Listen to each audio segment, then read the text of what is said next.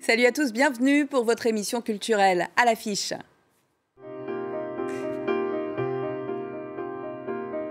Le noir et blanc pour dire les regards et les douleurs d'une époque. On ressort bouleversé d'étrangers résidents.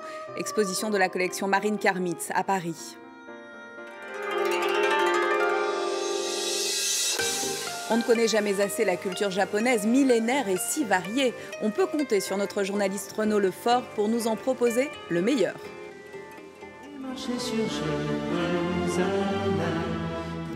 Enfin, Jésus de Nazareth est incarné en ce moment au Palais des Sports par le chanteur Mike Massy. Star au Liban, il veut percer en France. Son portrait dans cette émission.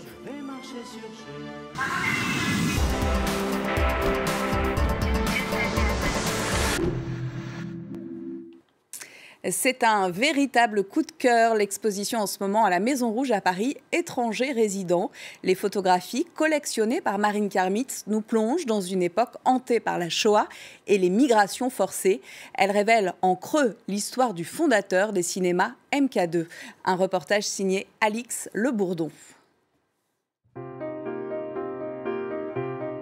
On ne sait pas qui il est, d'où il vient, ce qu'il fait là. Et donc on peut se poser toutes les questions autour de cette idée justement d'étrangers résidents. Un anonyme parmi des centaines d'autres, voilà à quoi ressemble la collection de Marine Karmitz qu'il dévoile dans cette exposition baptisée « Étrangers résidents ». Le collectionneur est un homme de cinéma, fondateur des salles MK2, mais surtout un inconditionnel de la photographie. Au cinéma, il faut 24 images en une seconde et on ne raconte rien en une seconde.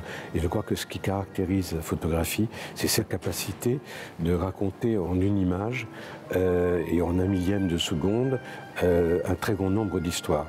Parmi elles se dessinent les prémices des heures les plus sombres de l'histoire. Une partie de la famille de Marine Karmitz, juive d'origine roumaine, a été décimée par les nazis. C'est des coups de cœur successifs liés à ma propre histoire. Comme cette série de photos que Roman Vichniak consacre aux Juifs d'Europe centrale à la fin des années 30. Des regards intenses qui bouleversent cette visiteuse dont le mari était d'origine juive polonaise.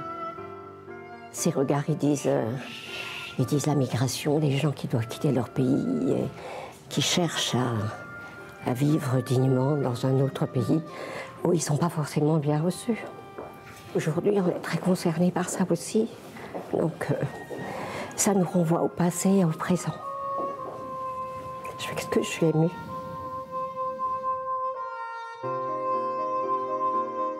Une exposition poignante à voir à la Maison Rouge à Paris jusqu'au 21 janvier. Direction maintenant la scène du Théâtre de la Colline à Paris avec la dernière création de l'auteur et metteur en scène québéco-libanais Wajdi Mouawad. Tous des oiseaux relatent une histoire d'amour impossible entre un jeune Allemand d'origine israélienne et une doctorante américaine d'origine arabe. Prouesse, le metteur en scène est parvenu à faire jouer des acteurs israéliens et syriens ensemble et chacun dans leur langue maternelle, comme nous l'explique l'un des acteurs, le syrien Jalal Al-Tawil, au micro de Renaud Lefort. Je pense que le défi majeur de Wajdi Mouawad, avant même de penser la mise en scène de cette pièce, c'était d'être cet alchimiste, ce magicien qui rassemble tous ces acteurs d'horizons différents autour de cette pièce qui traite d'un sujet très compliqué, à savoir l'identité. Qu'est-ce que l'identité aujourd'hui? Qu'est-ce que la nationalité quand on est israélien, palestinien, français, syrien ou libanais?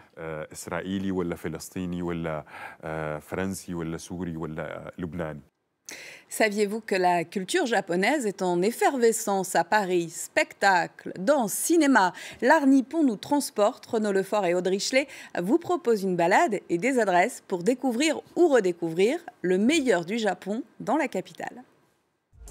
Dans un Paris traversé par le froid de décembre, l'actualité culturelle japonaise est plutôt bouillante.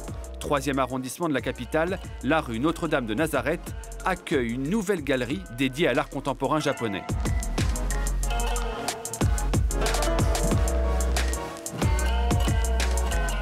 La dernière exposition est consacrée à l'œuvre de Shisato Tanaka, une vision singulière de l'enfance et de l'intime, où la couleur vive côtoie l'acrylique noir de ses toiles. Ces enfants, ces adolescents, ces dames un peu mystérieuses qui nous regardent, on se demande toujours si, au fond, si ils nous appellent à l'aide, si ils nous protègent, si ils souhaitent nous aider. Enfin, il y a toujours une ambiguïté dans les personnages qu'elle peint. Le 6e arrondissement et ses cinémas d'auteur invitent une réalisatrice japonaise, Miwa Nishikawa, pour The Long Excuse. Sachio, un romancier célèbre et narcissique, n'a pas pleuré à la mort de sa femme.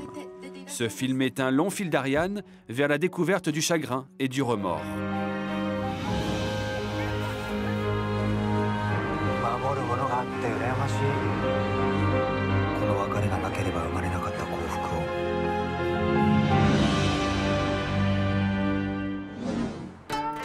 La maison de la culture du Japon, près de la Tour Eiffel. On y danse le Buto. Né au Japon à la fin des années 50, le corps est toujours une conscience lentement apprivoisée.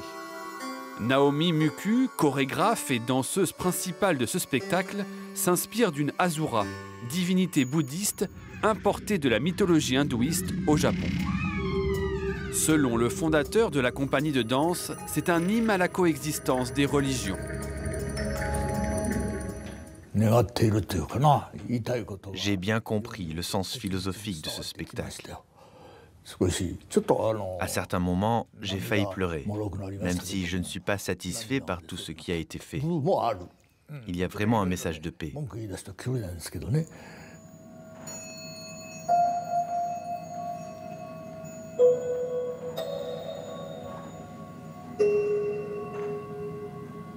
Aucune référence à ce que l'on connaît en Occident.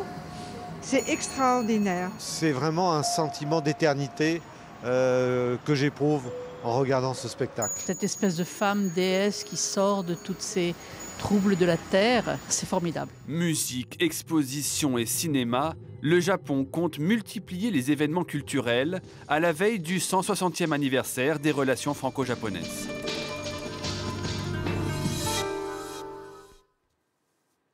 Un portrait à présent, celui de Mike Massey, star au Liban mais presque inconnu en France. Le chanteur libanais se fait remarquer dans le rôle de Jésus dans la comédie musicale de Pascal Obispo en ce moment au Palais des Sports de Paris. Avant de partir en tournée dans toute la France, le spectacle est prolongé à Paris jusqu'au 31 décembre. Gary Schimmelbauer. Il est un peu la version 2017 de Jésus. Mike Massey, chanteur star au Liban, livre sur scène sa vision du Christ, un brin calme et flegmatique, et surtout ultra rigoureux, rien n'est laissé au hasard. Si t'aimais ma peine, je vais marcher sur Jérusalem.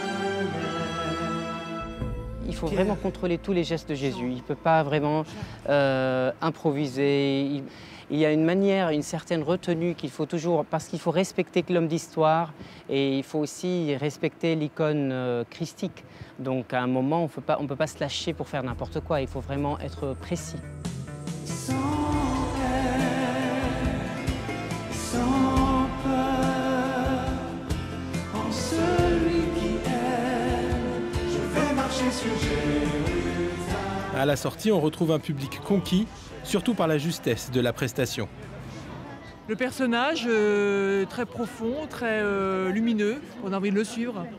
C'est tellement émouvant et il joue très bien son rôle depuis la naissance, du baptême au Jourdain jusqu'à la résurrection. L'aventure Jésus a commencé au printemps dernier et l'émotion avait déjà envahi ses compagnons de scène bien avant les premières représentations au Palais des Sports. On était tous là dans ces décors incroyables à Ouarzazate représentant donc Jérusalem. Et on a vu Mike arriver pour la première fois en Jésus. On n'a pas pu retenir nos larmes. On était tous vraiment hypnotisés. Après 8 albums et l'équivalent d'une victoire de la musique au Liban, le pays natal de Mike Massey n'est jamais très loin. Il y a les drapeaux libanais que je collectionne de tous mes fans qui m'envoient des drapeaux libanais, des cadeaux tous les soirs. Car vous aurez faim. Les spectateurs se plaisent à voir un Jésus libanais. Ils y voient même un symbole fort. Les larmes et le deuil. Je pense que c'est hyper important aujourd'hui, en tout cas, de rayonner cette humilité, cette simplicité et puis cet amour. Il y a un message très fort qui passe, qui dépasse toutes les communautés, qui renverse toutes les barrières sociales et religieuses. À 32 ans, le chanteur voit dans ce rôle un tremplin pour une carrière solo en France. Plusieurs chansons sont déjà enregistrées comme « Après moi le délire ». Après moi le délire, moi je t'aime. Lui qui a fait le conservatoire songerait même à une carrière au cinéma. Ave César, pouce levé ou pièce compressée, l'œuvre de l'artiste fait l'objet d'une première rétrospective au Centre Pompidou à Paris. Ces œuvres intrigantes ou choquantes dénonçaient en leur temps la surconsommation, et oui, cette société dans laquelle nous vivons tous. Disparu il y a 20 ans, César est toujours d'actualité. On se quitte avec quelques images de ses créations. Merci de votre fidélité et à très vite. N'oubliez pas de nous retrouver sur france24.com ainsi que sur tous nos réseaux sociaux.